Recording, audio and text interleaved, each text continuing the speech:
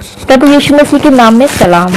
आज हम इतिहास के पन्नों को पलटेंगे जिसने पूरी दुनिया को प्यार और क्षमा का असली मतलब सिखाया, और हम बात करेंगे ईसा मसीह के प्यार और बलिदान की।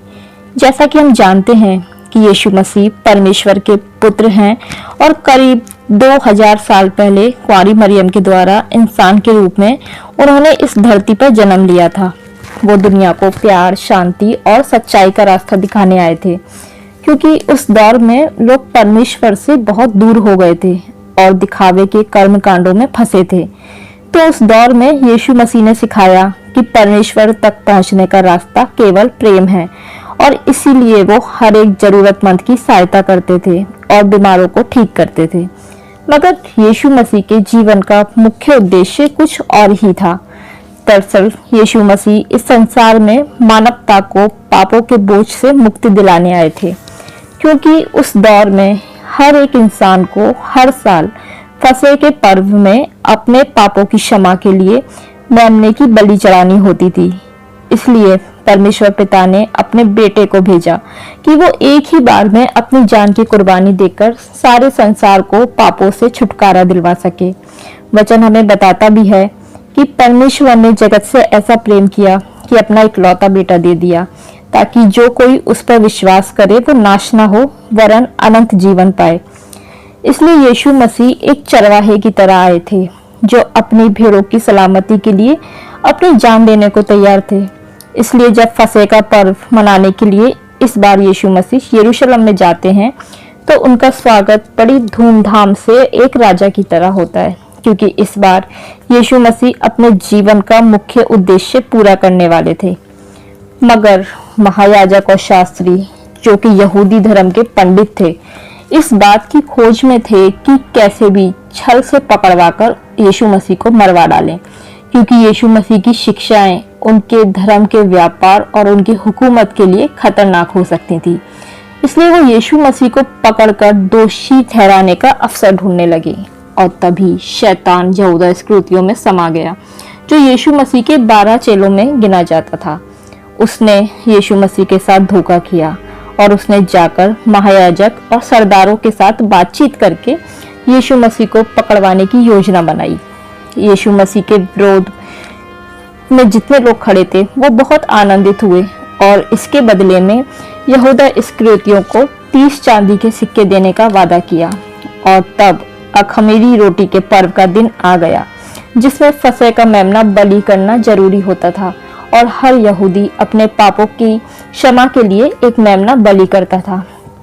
तब यीशु मसीह ने भी एक आखिरी बार अपने सब चेलों के साथ, जिनमें उनका पकड़वाने वाला यहूदा इस्करियोती भी था, फसह खाया और अपने चेलों को आने वाली परीक्षा के बारे में बताकर सचेत किया, और साथ ही ये भी बताया कि कैसे मनुष्य का पुत्र आज ही पकड़वाया जाएगा, क्रूस पर चढ़ाया जाएगा, मारा जाएगा और तीसरे दिन फिर से जी उठेगा।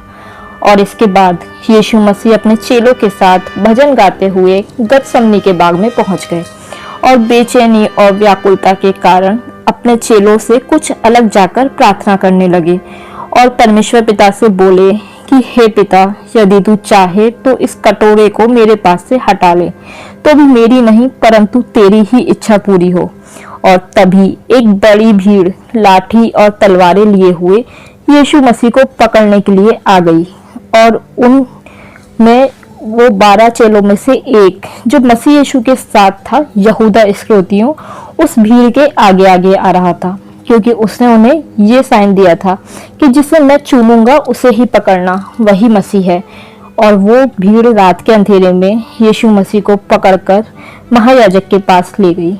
महायाजक और सारी महासभा यीशु के मार डालने के लिए उसके विरोध में गवाही की खोज में थे, पर उन्हें उसके विरोध में कोई गवाही नहीं मिली, और मिलती भी कैसे, कोई गवाही थी ही नहीं।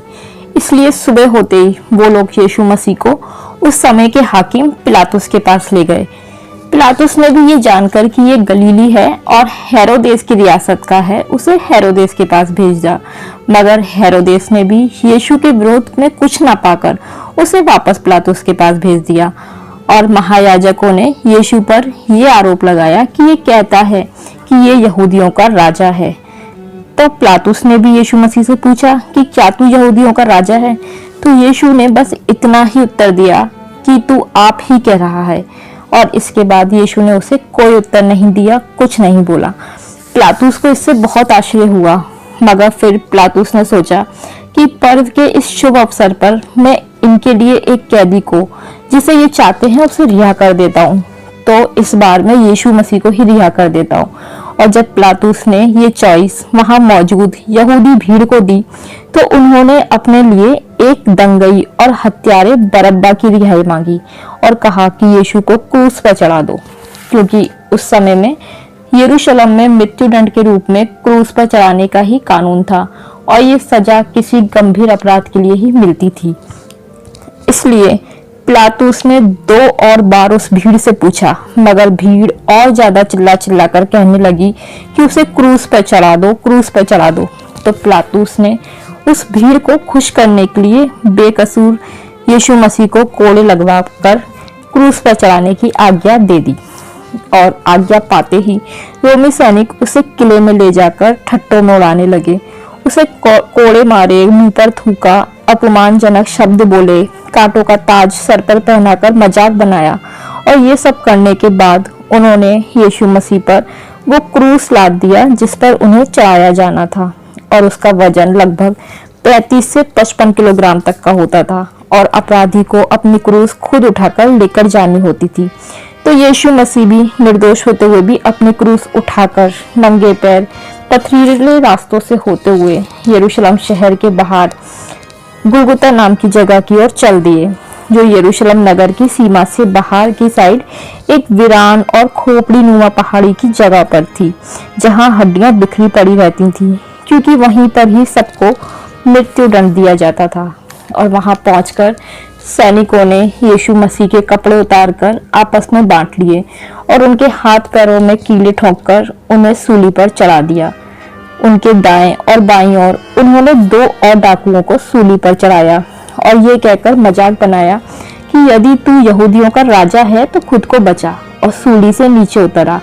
मगर यीशु मसीह ने एक आज्ञाकारी बेटे की तरह अपने पिता परमेश्वर के द्वारा सौंपी गई जिम्मेदारी को खामोशी के साथ पूरा किया और ये कहकर अपने सताने वालों के लिए क्षमा मांगी कि हे पिता, इन्हें क्षमा कर दे, क्योंकि ये नहीं जानते कि ये क्या करते हैं। लगभग 3 घंटे तक, 12 से 3 बजे तक यीशु मसीह उस दर्द और पीड़ा को सहते रहे और उन 3 घंटों में पूरे यरूशलेम में अंधेरा छाया रहा। और दिन के तीसरे पहर के लगभग यीशु मसीह ने अपने प्राण ये कहते हुए छोड़ दिए कि हे पिता, मैं अपनी आत्मा तेरे हाथों में सौंपता हूँ। तो इस तरह से गुड फ्राइडे के दिन यीशु मसीह ने अपने उद्देश्य को पूरा किया और सारी मानव जाति के पापों की क्षमा के लिए खुद फंसे के मेमने की तरह बलि हो गया।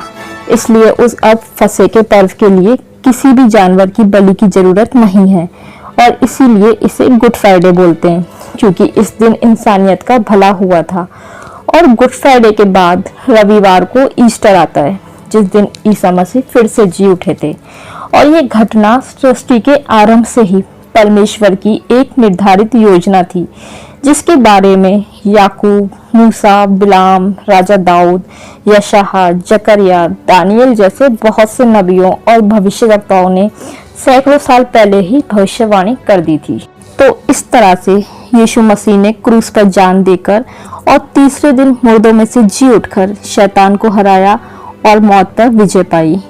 आज जो कोई भी यीशु मसीह के इस बलिदान पर विश्वास करता है और ये मानता है कि यीशु मसीह ही परमेश्वर के बेटे हैं, तो वो भी अपने पापों से क्षमा पाकर मौत पर विजय पाता है। आप सबको जय मसीह की।